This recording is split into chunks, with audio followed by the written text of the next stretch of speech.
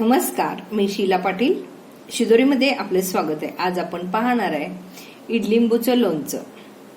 बिना तेलाचं पारंपरिक पद्धतीचं वर्षभर टिकणारं इडलिंबूचं लोणचं. घरगुती साहित्यामध्ये केलेलं हे तिखट इडलिंबूचं लोणचं चवीला खूप छान लागतं. चला तर कसं करायचं ते पाहू. तिखट इडलिंबूचं लोणचं करण्यासाठी आपण इथं 2 इडलिंबू घेतलेले आहेत. हे इडलिंबू लिंबूपेक्षा आकाराने खूपच मोठे असतात आणि याची साल जाड असते. इडलिंबू पोटाच्या विकारासाठी खूपच उपयुक्त असतं. याआधी आपण शिदोरीमधून गोड इडलिंबूचं लोणचं पाहिलंय. आज आपण तिखट इडलिंबूचं लोणचं पाहायचंय. चला तर कसं करायचं ते पाहू. इडलिंबू आपण सालीसहित वापरणार आहे, त्यासाठी हे स्वच्छ आधी धुवून घ्यायचं आणि पूर्ण कोरडं करून घ्यायचं. पाण्याचा कुठलाच भाग यामध्ये राहायला नको. त्यानंतर एक पुसून घ्यायचं आणि त्यानंतर याचा देठाकडचा भाग आणि मागचा भाग थोडंसं कट करून घ्यायचं.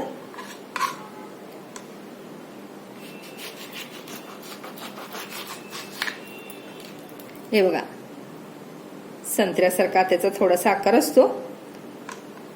त्यातल्या सगळ्या बिया आपण काढून घ्यायच्यात. बिया जर असतील तर लोणचं कडवट लागतं. शक्य असतील तेवढ्या सगळ्या बिया काढून घ्यायच्या आणि याच्या फोडी करून घ्यायच्या. आपल्याला आवडेल त्या आकारामध्ये फोडी करून घ्यायचे.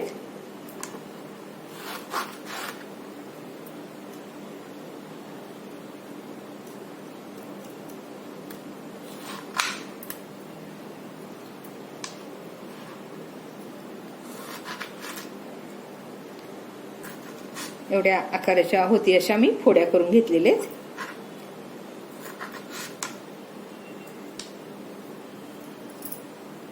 इडलिंबूच्या आपण फोडी करून घेतलेल्या आहेत. ह्या इतक्या फोडी झालेल्या आहेत. त्या फोडीमध्ये आपण एक अर्धा चमचा हळद घालायचं आणि एक अर्धा चमचा मीठ घालायचं आणि हे सगळं एकत्र करायचं. त्याला छान मीठ हळद लागू द्यायचं आणि ह्या तयार झालेल्या अशा फोडी आपण एका चाळणीमध्ये घालून ठेवायचं. त्याखाली एक भांडं ठेवायचं.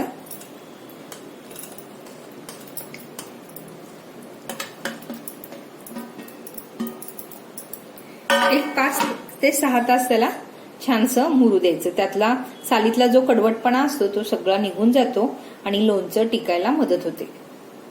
सकाळी जर लोणचं घालणं असो तर रात्री आपण ह्या फोडी असं मीठ आणि हळद लावून एका चाळणीमध्ये घालून असं गळ्याला ठेवून द्यायचं. त्यातला सगळा सालीतला कडवटपणा निघून जाईल. आपण हे सकाळी मग लोणचं घालू शकतो. किमान 5 ते 6 तास या फोडी असं मुरत ठेवलं पाहिजे. हळद आणि मीठ लावून 5-6 तास झालेलं आहे. हे बघा, यातलं रस खाली गळलेलं आहे आणि या फोडीपासून आता आपण लोणचं करायचंय. साहित्यामध्ये मी इथं पाऊण वाटी मोहरी डाळ घेतलेलं आहे आणि पोहे खायच्या चमच्याने मोजल्यास हे 8 चमचे मोहरी डाळ आहे. मीठ अर्धा वाटी घेतलेलं आहे. या चमच्यानी हे 5 चमचे आहे. आणि लाल तिखट इथं बेडगी लाल तिखट घेतलेलं आहे. हे मी चमच्यानी 4 चमचे घेतलेलं आहे आणि हे अर्धा वाटी झालेलं आहे. 1 चमचा हिंगपूड, अर्धा चमचा मेथी दाणे आणि अर्धा चमचा हळद. इतक्या साहित्यापासून आता आपण लोणचं करायचंय. आता गॅसवरती एक तवा तापवून घेतलेला आहे.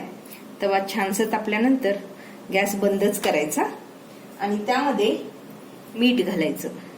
मीठ जास्त गरम करायचं नाही, फक्त त्यातला ओलावा काय असेल तर निघून जाण्यासाठी फक्त गरम करून घ्यायचंय आणि आपलं लोणचं त्यामुळे टिकू शकतं. फक्त थोडंसं गरम होऊ द्यायचं.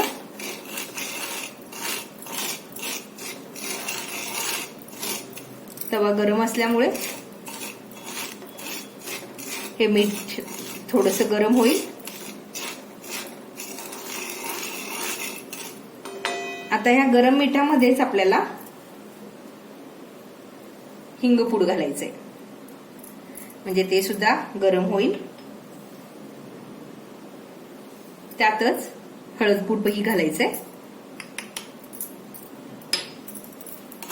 हे सगळं एकत्रित छान गरम करून घ्यायचं.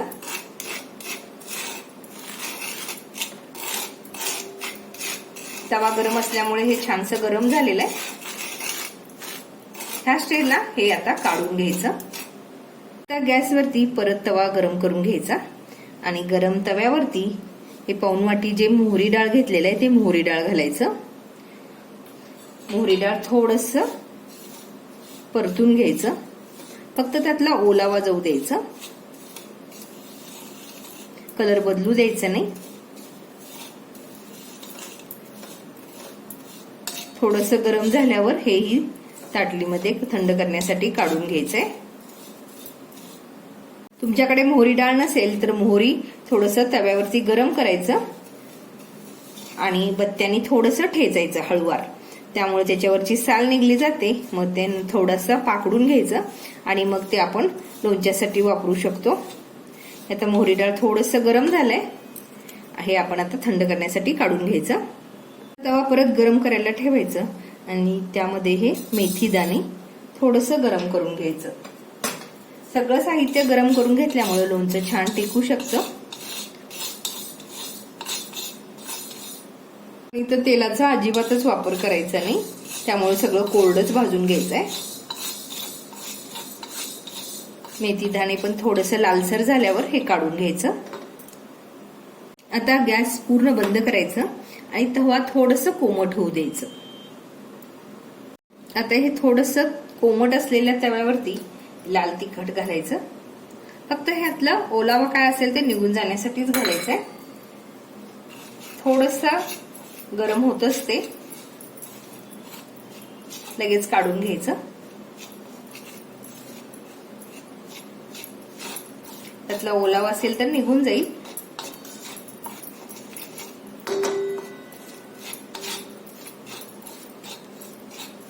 आणि हे तिखट सुद्धा आता आपण थंड करण्यासाठी काढून घ्यायचं. आता थंड झालेल्या साहित्यातून हे मेथी दाणे आणि थोडंसं मोहरी डाळ, निम्म मोहरी डाळ घ्यायचं. हे मिक्सरला लावून घ्यायचं किंवा खलबत्त्यामध्ये बारीक ठेचून घ्यायचं. आता निथळून घेतलेल्या फोडी एका टोपलीमध्ये काढून घ्यायचं.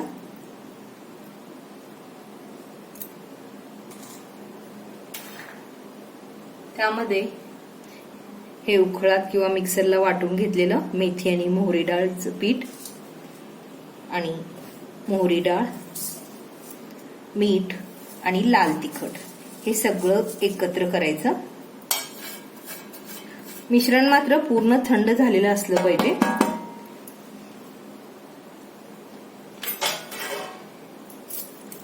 पूर्ण छान स्वच्छ हाताने हे एकत्र करायचं, म्हणजे सगळ्याच फोडींना मिश्रण छान चिकटलं जातं.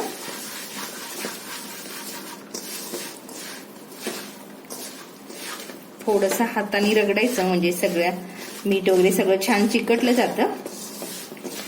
हे बघा किती छान तयार झालेलं आहे. करायला खूप सोपी पद्धत आहे ही. यामध्ये तेलाचा अजिबात वापर नाही. आणि हे बघा आपलं लोणचं आता तयार झालेलं आहे. हे असं तयार झालेलं लोणचं एका निर्जंतुक केलेल्या बरणीमध्ये आपण भरायचं आहे.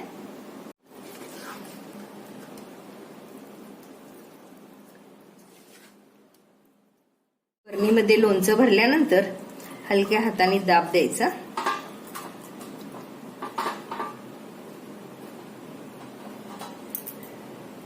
एक कडेला लागलेलं सगळं पुसून घ्यायचं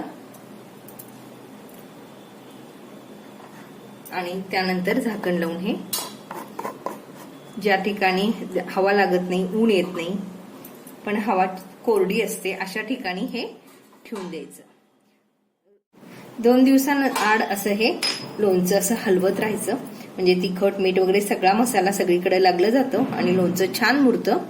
7 ते 8 दिवसात हे लोणचं मुरलं जातं आणि मग आपण हे लोणचं खाण्यासाठी वापरू शकतो.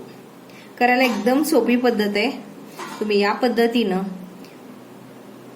इडलिंबूचं लोणचं करून पहा आणि त्याच्या प्रतिक्रिया द्यायला विसरू नका. वेळात वेळ काढून तुम्ही माझी रेसिपी पाहिल्याबद्दल धन्यवाद. परत भेटू अशाच साध्या आणि सोप्या रेसिपी सोबत.